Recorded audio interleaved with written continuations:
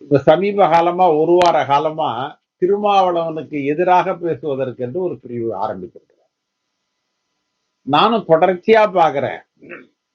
அவருக்கு எதிராக பேசிக்கொண்டே இருக்கிறார்கள். அது அவங்களுக்கே அது கூச்சமா இல்லையா? ஒரு தேசிய கட்சி ஒரு பிரச்சனையும் ஒரு தாட்டி பேசினாங்க, அத்தோட அதை முடிச்சுக்கணுமே ஒழிய தினம் தினம் தினம் 4 முறை 5 முறை அந்த பேச்சு வருது. ஒரு புறம் அண்ணாமலை பேசுகிறார், ஒரு புறம் ராஜா அவன் சொல்லி அவர் பேசுகிறார், இன்னொரு பக்கம் யாரோ புதுசா ஒருத்தவர் வந்து பேசுறார். இப்படியாக பேசிக்கொண்டே இருக்கிறார்கள். அது என்ன முறை? எனக்கு அது புரியல. நீங்க திருமாவளவன் அந்த கார் மோதிய விஷயத்தை நாம் 2 விதமாக பார்க்கலாம்.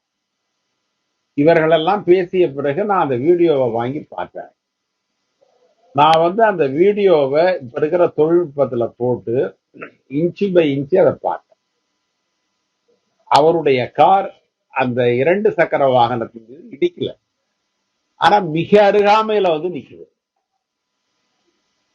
அல்லது அதற்கு முன்பு மேல ஒரு ராசி கூட இருந்திருக்கலாம், அது நமக்கு தெரியல அதுல. ஆனா அதை பார்க்கிற பொழுது அவருடைய கார் அந்த இருசக்கர வாகனத்திற்கு மிக அருகாமையில் வந்து இருக்கு. அதுல வந்து அவர் முறைச்சிருக்கலாம், முதல்ல தலைவர் உள்ளார இருக்காருன்னு தெரியாம முறைச்சிருக்கலாம். பொதுவா உங்களுக்கு வந்து இன்னைக்கு என்னன்னா 2 வீலர்காரவங்களுக்கும் 4 வீலர்காரவங்களுக்கும் இருக்கிற பெரிய, அது வந்து 2 எரிஞ்ச கட்சி எரியாத கட்சி மாதிரி. இப்ப 2 வீலர்காரவங்க குறுக்க வந்தா 4 வீலர் ஓட்டிட்டு போற டிரைவர் திரும்பி பார்த்து கையால் அவங்களை காட்டி ஏசிட்டு தான் போவார். இல்லைன்னா அவருக்கு கார் ஓட்ட தன்மை வராது. அது மாதிரி 2 வீலர்காரவங்களும் இந்த 4 வீலர் கொஞ்சம் பின்னாடியே வரணும் நமக்கு பின்னாடின்னு சொல்லி அவங்களும் சைடு கொடுக்காமயே போவாங்க. இது வந்து நம்ம பல முறை பார்த்திருக்கிறோம். அது மாதிரி ஏதோ ஒண்ணு நடந்துட்டு. சிறுத்தைகள் தலைவரோடு வந்த சிறுத்தை தோழர்கள் கொஞ்சம் எல்லை மீறி நடந்துக்கிட்டாங்கிறதுல மாற்று கருத்து இல்லை. இது வந்து சிறுத்தைகளுக்கு புதிதல்ல. நீங்க வந்து ரொம்ப காலமாவே அவங்க ஆர்வ மிகுதியால, அதுவும் அவரு வந்துட்டாருன்னா, நம்ம ஒரு மேடை கலைஞருக்கே அந்த சங்கடம்லாம் வந்தது உண்டு. அவர் திருமாப்பேரை எப்பெல்லாம் சொல்றாங்களோ அப்பெல்லாம் அவங்க வந்து எழுச்சி நின்று கை தட்டுவாங்க. என்ன காரணம்? என்ன ஒரு ஆர்வ மிகுதி தான். நம்முடைய தலைவர் முன்னிலைப்படுத்தப்படுகிறார் என்கிற ஒரு ஆர்வ மிகுதி. அந்த ஆர்வ மிகுதியில அவங்க வந்து அந்த 2 வீலர்காரரை அடிச்சுட்டாங்க, இல்லைன்னு சொல்ல முடியாது. ஆனா தலைவருக்கு கார் உள்ளார உட்கார்ந்து இருக்கிறது எப்படி தெரியும்? அதல்ல பிரச்சனை.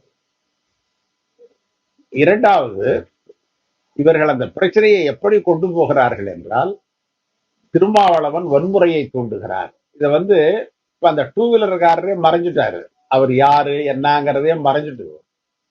இந்த பிரச்சனை இன்றைக்கு பாரதிய ஜனதா கையில் எடுத்துக்கொண்டு, திருமாவளவன் ஒரு நாகரிகமான, ஒரு கொள்கை ரீதியான, பண்பாடு மிக்க ஒரு அரசியல் தலைவர். தான் ஏற்றுக்கொண்ட கொள்கைக்காக இது நாள் வரை அவர் வந்து கொஞ்சம் கூட புழறாமல் அந்த கொள்கையை நடைமுறைப்படுத்துகிறவர்கள்ல திருமாவும் ஒரு. இந்த மதசார்பின்மை என்கின்ற கொள்கையில மிக உறுதியாக இருக்கிற ஒரு தோழர். நீங்க அவரை ஒரு சின்னோண்டு விஷயத்துல ஒரு இடுக்குல விட்டுக்கிட்டு அவரை நசுக்க முயற்சித்தால் என்ன அர்த்தம்? அது ஒரு நிகழ்ச்சி நடந்திருக்கிறது, அதுக்கு வந்து கண்டனங்கள் எழுந்திருக்கின்றன. திருமாவளவனுடைய அடிப்படை இயல்பு அதை போன்ற இயல்பு அல்ல. பெருந்தன்மையானவர், பணிவானவர், பிறரிடம் அடக்கமாக நடந்து கொள்கிறவர், சமூக ஒற்றுமைக்கு வித்திடக்கூடியவர். உதாரணமா மற்றவர்களை விட நாம சொல்லலாம், இந்த மாவட்டத்தில் அவர் தேர்தலில் எடுக்கிறார்.